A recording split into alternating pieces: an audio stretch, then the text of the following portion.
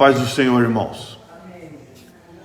Agradecemos a Deus pela vida dos irmãos que estão aceitando esse desafio de estarmos cada culto meia hora antes, se possível, ou antes disso até, estarmos orando.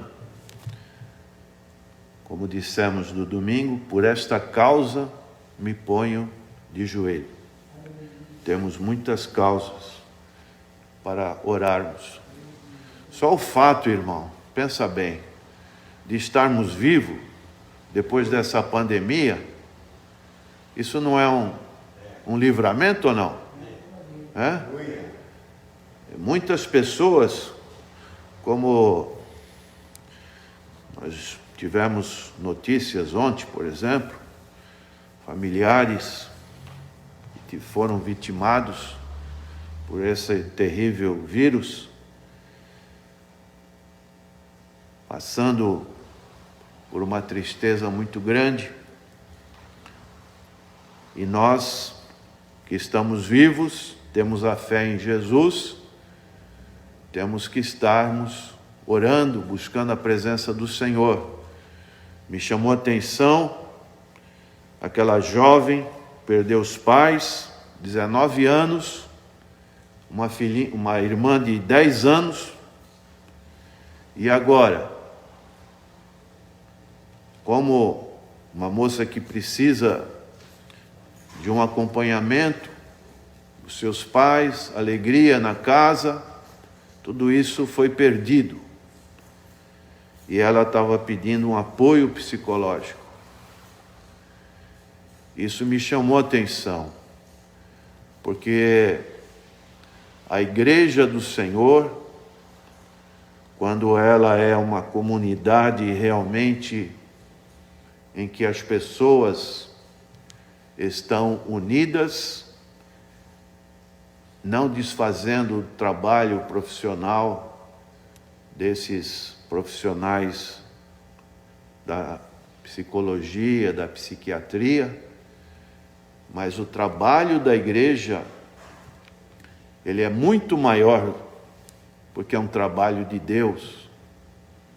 Então são pessoas assim que estão nessa sociedade. E nós, como igreja, temos que estar orando, acolhendo, se interessando por essas pessoas. Daí a necessidade de orarmos. E nós vamos ver nessa noite, falando sobre esse tema, Marcos, Evangelho de Marcos, capítulo 2, a partir do versículo 1, nós vamos ver como Jesus se interessava pelas pessoas e como ainda hoje o Senhor se interessa pelo ser humano. Diz o texto: e alguns dias depois entrou outra vez em Cafarnaum, e soube-se que estava em casa. E logo se ajuntaram tantos, que nem ainda nos lugares junto à porta eles cabiam. E anunciava-lhes a palavra. E vieram ter com ele, conduzindo um paralítico, trazido por 4.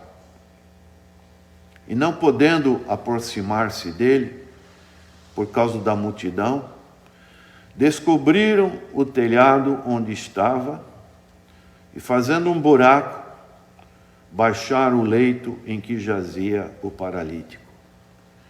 E Jesus, vendo-lhes a fé, disse ao paralítico: filho, perdoados estão os teus pecados.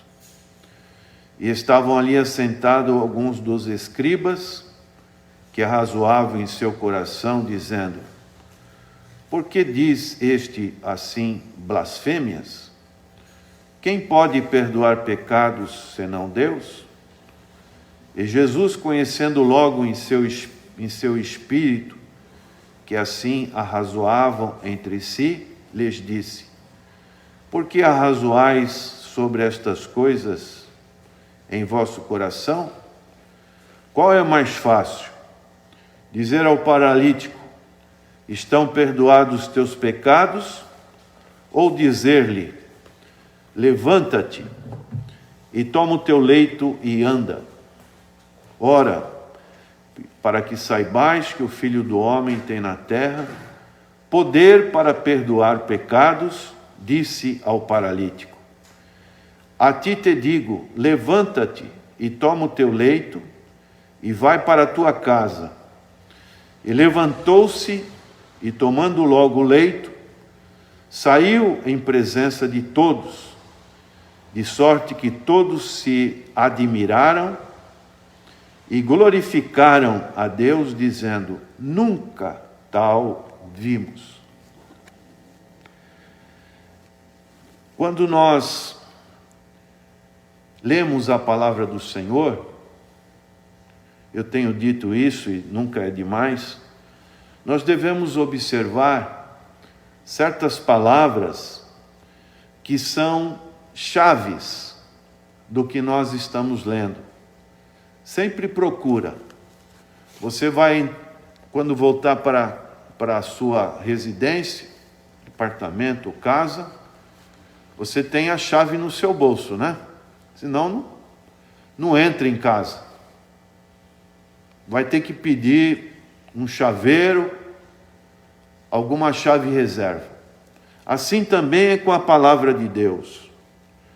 Ao observarmos esses 12 versículos, nós podemos ver algumas palavras que são chaves aqui. Uma palavra que podemos citar é a fé, né? E Jesus, vendo-lhes a fé. Isto mostra que nas nossas atitudes que nós temos, mostra para Deus, e não nosso intuito, é lógico, não é querer mostrar para o próximo, para o irmão, para outro, não. Isso seria, da nossa parte, uma burrice, né? Uma tolice. Eu tenho que mostrar a minha fé para Deus. Deus é que conhece o meu coração. E nós sabemos que a fé vem pelo ouvir. Ouvir o quê? A palavra de Deus. Então nós temos uma demonstração exterior, é quando nós estamos sempre comparecendo à casa do Senhor. Porque se diz que a fé vem pelo ouvir, e ouvir a palavra de Deus, por mais que você esteja lendo na sua casa, é importante a sua presença na casa do Senhor, porque isso demonstra a sua fé. E aquele paralítico, ele foi levado pelos seus amigos, porque Jesus estava ali naquela casa. A casa provavelmente era de Pedro, era uma casa que tinha uma logística, podemos assim dizer, aonde o Senhor deveria fazer o seu banho, o seu descanso, né? Como nós saímos, por mais que nós tenhamos envolvimento durante o dia, chega uma hora que você quer voltar para a sua casa. A sua casa é o melhor lugar do mundo. Você pode viajar, pode ir para lugares maravilhosos, mas aquele cantinho, a sua caminha, seu travesseiro, realmente nós sabemos que a maior bênção que nós podemos ter é saber que aquele cantinho ali nos recolhe. Então, Jesus está na casa, né? Nós somos templos do Espírito Santo, mas a igreja do Senhor significa a casa do Senhor. Mateus 18:20 diz: aonde estiverem 2 ou 3 dos meus pequeninos, eu estarei no meio deles. Então, quando você sai da sua casa, enfrenta um tempo como hoje, chuva, frio, e vem à casa do Senhor, você está honrando o Senhor Jesus, né? E coisa maravilhosa. Então, a fé, podemos destacar o quanto é preciosa nesse texto. Podemos destacar o trabalho do Senhor, a obra que o Senhor realizou na cruz do Calvário. Quem pode perdoar pecados senão Deus? Foi dito aqui. Uma interrogação. Isso está certo ou errado? Hein? Alguém quer arriscar? Está certo ou errado? Está certo. E essas foram palavras dos escribas. Mas está certo o que eles falaram. Quem pode perdoar pecados senão Deus? Isso está certo. E o Senhor Jesus, o que ele disse? Qual é mais fácil dizer ao paralítico? Estão perdoados os teus pecados? Ou dizer, levanta-te, toma o teu leite e anda? Ora, para que saibais que o Filho do Homem tem na terra poder para perdoar pecados. Que maravilha! O que nos afasta de Deus? É o pecado, né? O pecado nos afasta de Deus. E Jesus tem o poder para perdoar os nossos pecados, porque Ele é Deus. Aleluia. Mas nessa noite, isso todos são chaves. Eu queria falar com esse contexto que nós vivemos, né? Depois de um isolamento tão difícil, tão cruel, que ainda nós vemos ainda as pessoas se recolhendo, né? As cidades fantasmas. São esses 4 amigos. Então, quando Deus criou a família não é uma comunidade de estranhos, né? Quando você está na sua casa, seu marido, ou com a sua esposa, ou com os seus filhos, eles não são estranhos para você, né? Eles são pessoas que você ama, que você tem intimidade, não é assim? Às vezes, parece que as pessoas são, hoje em dia, as famílias parece que estão meias estranhas, porque um fica no celular, outro fica também no celular, e quase não se conversa. Essa é a nossa sociedade moderna. Mas Deus nos criou para estarmos vivendo em família. Isso chama-se pessoas agregadas. E Deus também criou a igreja, Jesus formou a igreja, para nós constituirmos a família de Deus. Jesus, quando começou o seu ministério, ele precisava de 12 homens? Pensa bem. Não precisava, né? Porque ele é Deus. Mas ele, a primeira coisa que ele fez foi: fulano, deixa a pesca, vem e segue-me. O outro estava lá trabalhando, funcionário público, Mateus, venha. Segue-me. Quando iniciou a igreja primitiva, quantas pessoas estavam lá em Jerusalém? Possivelmente na casa da família de João Marcos, porque eles não estavam no templo, eles deveriam estar em algum lugar. Quantas pessoas? 120 pessoas. Uma quantidade maior de pessoas. No primeiro discurso de Pedro, quantas pessoas foram salvas? 3.000, não é? Depois mais 5.000. Então essas pessoas viviam como? A Bíblia fala lá em Atos capítulo 2. Viviam em comum, em comunidade. Todo dia partindo o pão, em oração, na doutrina dos apóstolos. Tinham tudo em comum. Então, isso nos mostra a questão de estarmos vivendo em comum a nossa fé.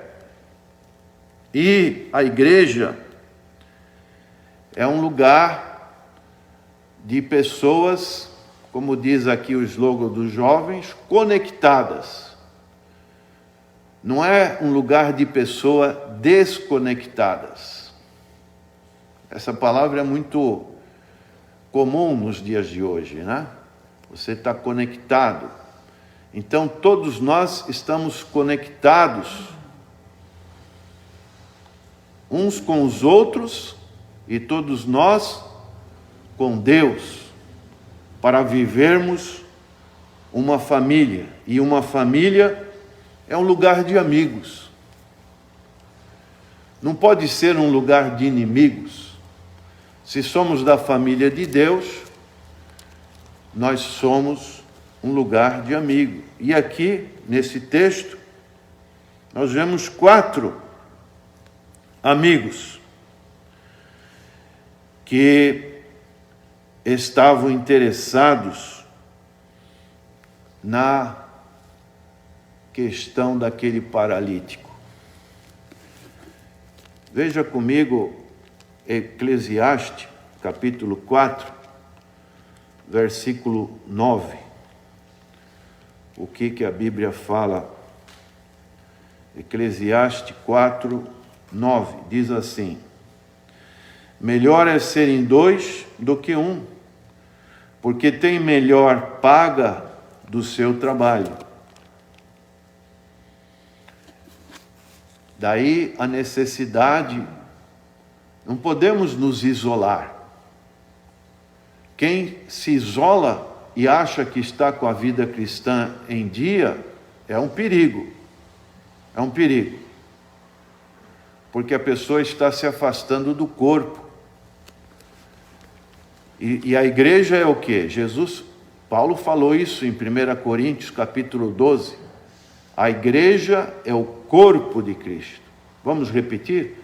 A igreja é o corpo de Cristo. O corpo, ele tem vida ou tem morte? O corpo tem que ter vida. Se o corpo tiver morto, é um defunto. Tem que ser enterrado. E a igreja, e nós fazemos, cada um de nós temos uma função na igreja. Cada um é importante no corpo. Se eu tiver um problema aqui na minha perna, eu vou manquejar. E o irmão que deveria ser perna, por exemplo, ou a irmã, ela não está desempenhando aquela função. E o que acontece? Eu vou forçar mais a minha perna direita. Então, cada um, temos que entender isso nas nossas funções dentro da igreja, porque senão vai sobrecarregar outras partes. Já pensou um corpo se arrastando? É terrível, é muito esforço, não consegue andar muito bem, sair do lugar. Os amigos, eles são como árvores. O que as árvores nos oferecem? As árvores, ela dá respiração, né? ela faz o sistema de fotossíntese.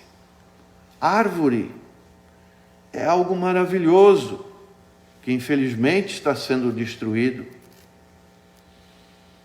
Árvores nos oferecem frutos. Árvores nos oferecem, muitas das vezes, sombras. Nós que vivemos numa região calorenta no verão, e você está andando, e aquele sol forte, e você vê que naquela calçada tem árvores, o que você faz? Você vai pela sombra, né? Então os amigos, eles são como sombras, que muitas das vezes nos protegem do sol. Veja o que diz Provérbios, capítulo 17, versículo 17.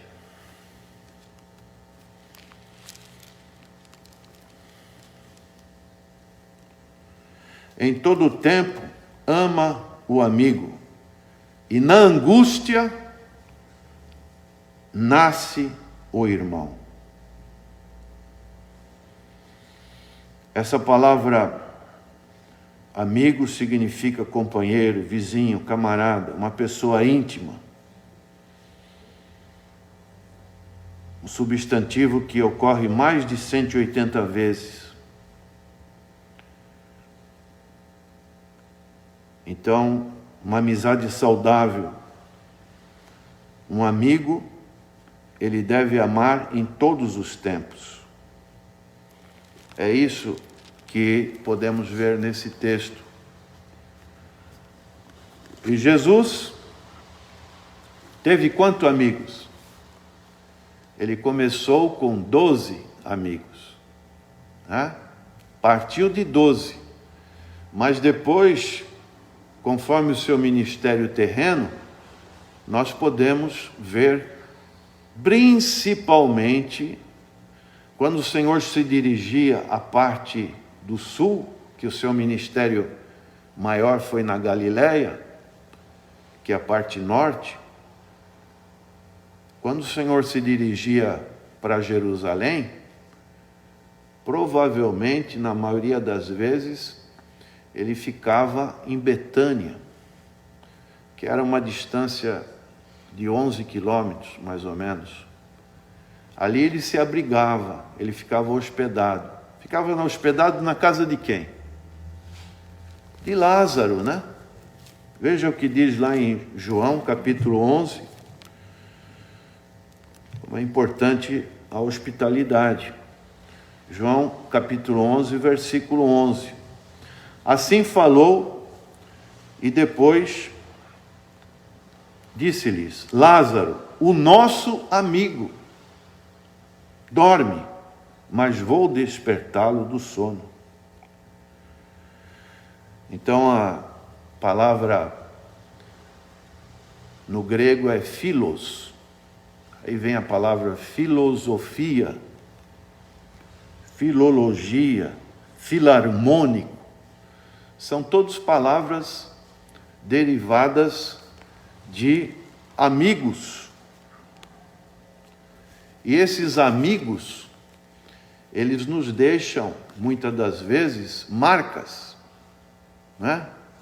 Puxa, aquela pessoa deixou uma marca na minha vida. Se não fosse ela, você pode se lembrar de alguém assim agora? Fazer um exercício de memória? Alguém que te ajudou? Então, aqui nesse texto, nós vemos que esses 4 homens, eles acreditavam em mudança.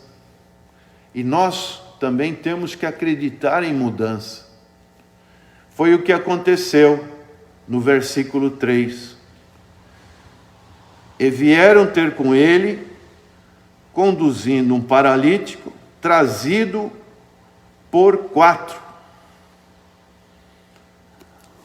Acreditavam no milagre, e o Senhor opera milagre. E eles tiveram ainda uma dificuldade, porque o texto diz que no versículo 2, que a casa estava o quê? Lotada. Como é que aqueles 4 homens poderiam ainda adentrar e levar o paralítico? O que eles fizeram? Naquela época, as casas tinham o seu teto, telhado, removido. E tinha uma espécie de uma escada lateral. Subiram por aquela escada, imagina a situação.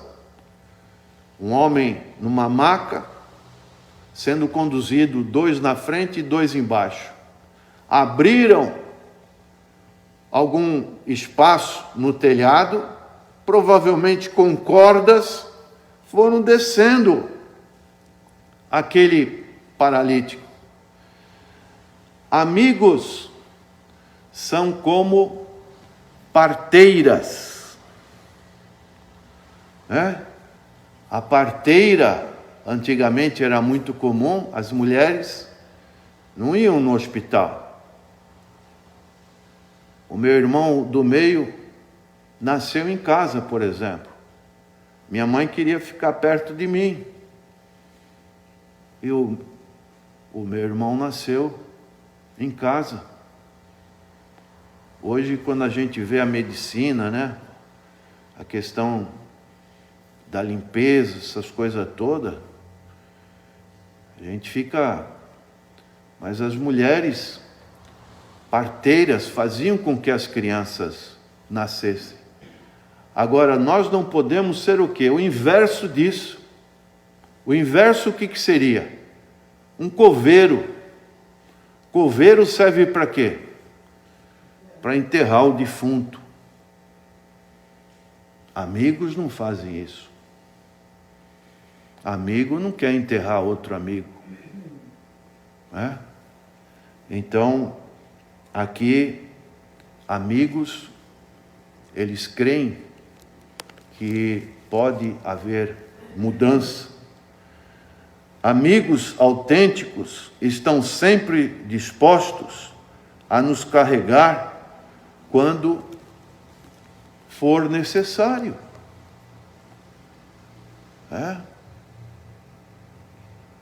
Às vezes, podemos ter um mal súbito. Quem que vai nos acolher? Né? Já pensou isso? Numa necessidade, alguém pode estender a mão para nós. Então não podemos ficar isolados. Eu gosto da minha casa, mas se eu não sair para a rua, a trabalhar ou fazer alguma atividade, para mim não dá. Eu fico impaciente. Esse isolamento foi muito difícil para mim. Então nós precisamos termos relacionamentos com as pessoas. As pessoas são extremamente importantes para o nosso bem-estar. Amigos autênticos não param de caminhar conosco, mesmo quando surgem obstáculos. Como aconteceu aqui. Aqueles 4 amigos, já pensou? Chega lá na porta, está cheio de gente, um fala para o outro, olha, não vai dar. Vamos voltar com o paralítico, porque não vai dar. O Jesus, está muita gente perto dele. Não podiam desistir? Não era um obstáculo? Mas não. Eles criaram uma maneira de poder descer aquele paralítico na presença do Senhor. É o que aconteceu aqui no versículo 5, né? E Jesus, vendo-lhes a fé, disse ao paralítico: Filho, perdoados estão os teus pecados. Que coisa maravilhosa, né? O Senhor Jesus. O Senhor olhou para aquele homem e já na hora, não titubeou. Perdoados estão os teus pecados. Jesus gosta de ver a nossa fé. Ele observa a nossa fé. Quantos aqui nessa noite têm recebido a graça que o Senhor Jesus tem dado? Por quê? Porque você é uma pessoa de fé. Você não renega a sua fé. Você quer que a sua fé cresça cada vez mais. Jesus disse: aquele que tem fé, se disser para este monte, lança-te no mar, crendo, vai fazer que o monte vá embora. O monte da dúvida, o monte da incerteza, o monte da frieza, isso tem que ser lançado no mar. Verdade sobre amigos autênticos. Amigos não são opcionais, como um carro, né? Você tem lá um dispositivo. Antigamente era manual, né? Você descia e subia o vidro manual. É um manual que vem no carro, é um ar-condicionado, é uma direção hidráulica. Aí vai aumentando o preço. Amigos não são opcionais. Amigos são necessários. E você vê bem isso claramente. É quando você vai no enterro. Você vai no enterro. Se a pessoa tem muitos amigos, parentes, pessoas que gostam, fica lotado. Agora, quando é uma pessoa que se isola, você vai lá ver meia dúzia de gato pingado, você vê a pessoa, o corpo está ali, as pessoas estão distraídas, quase pouca gente chorando, se lamentando da partida. O irmão se lembra do falecimento do saudoso? Como estava lotado isso aqui? Tinha gente ali fora. Por quê? Por quê? Porque é um homem que tinha muitos amigos. Então, amigos não são opcionais, são necessários. Amigos não são automáticos, né? Como hoje tudo on-off, on-off. Amigos têm que ser cultivados. É como uma plantinha que você vai lá, põe na terra, você sabe que se deixar ela à mercê, não vai nascer. Amigo precisa ir lá, pôr adubo, pôr água, está cuidando. A minha esposa tem orquídeas, algumas orquídeas, e de vez em quando ela fala: olha, vai lá ver as minhas orquídeas. Realmente é coisa linda. Mas ela tem um cuidado, está sempre lá cuidando. Então, amigos não são automáticos. Nós temos que cultivar. Como é que nós vamos cultivar uma amizade com uma pessoa que está ausente?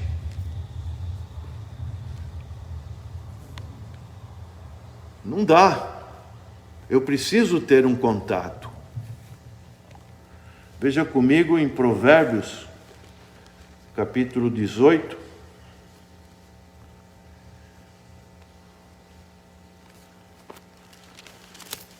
Versículo 24.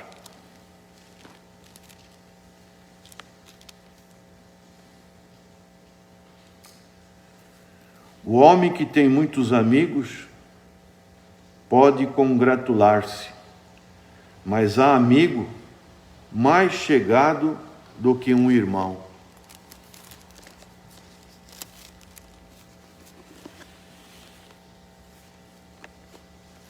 E às vezes, esse amigo parte e deixa o nosso coração muito despedaçado.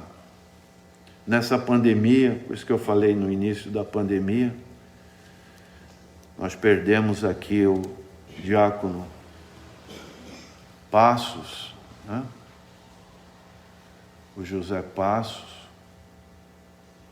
e perdemos também alguns outros irmãos assim, mais que não eram tão chegados, né? Mas perdemos também o pastor Wilson, lá de Manaus, um amigo. E pensamos, e agora a igreja? A igreja que está começando, tem pouco tempo.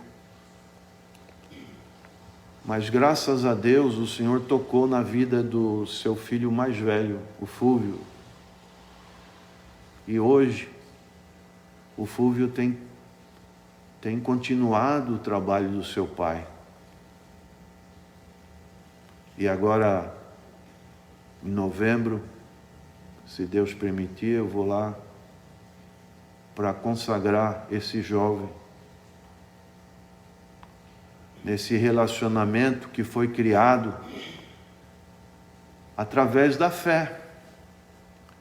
A fé é coisa tremenda, irmãos. E quando nós temos amigo, você pode ir em qualquer lugar do mundo, qualquer lugar. Se você vê um irmão da mesma fé, aquilo cria uma ligação muito forte. Pode até não falar a mesma língua, mas Deus faz com que haja uma amizade. Os amigos não são neutros. Eles causam impacto na nossa vida. Então é isso que nós devemos ter. 1 Coríntios, capítulo 15, versículo 33.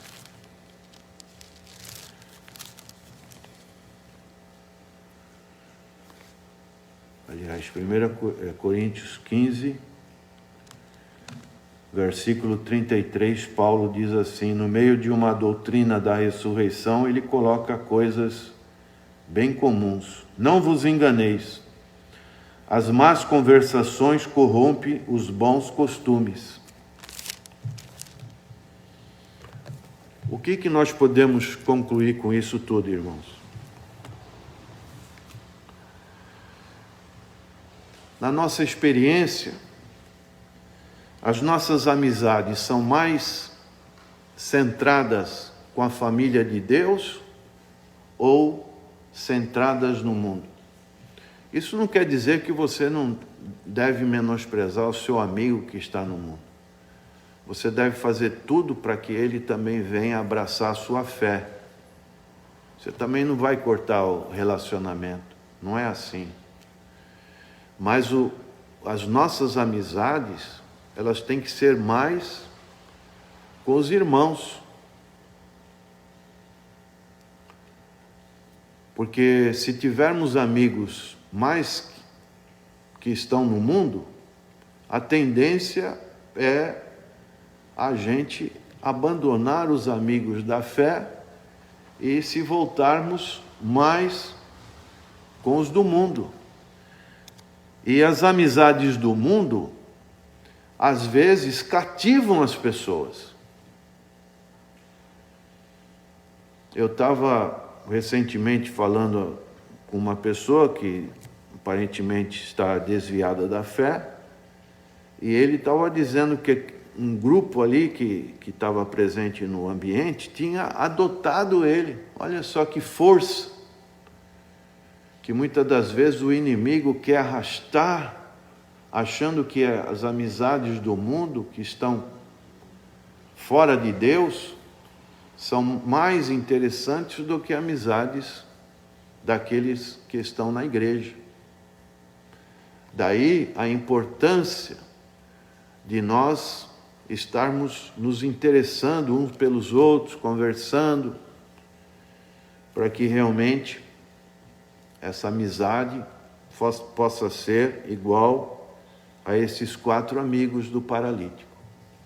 Amém? Vamos orar? Senhor, aqui está a tua família. Queremos sermos teus amigos. E que o Senhor continue falando aos nossos corações e tenhamos prazer, como diz o salmista no Salmo 133, ó quão bom e quão suave é que os irmãos vivam em união. Ali o Senhor acrescenta a bênção. E graças a Deus que nós temos sido muito abençoados, fazendo parte da família de Deus. E um dia estaremos com a família dos céus. Então nós precisamos gostar uns dos outros, para que realmente cheguemos lá nos céus e ali continuemos com essa amizade. Ajuda-nos, Senhor, a realizarmos isso neste lugar. Tira qualquer rancor, qualquer inimizade, qualquer olhar, qualquer palavra que muitas das vezes alguém proferiu um para o outro, com intenção ou sem intenção. Senhor, ajuda para que realmente a tua paz reina nesse lugar. Nós oramos em nome de Jesus. Amém.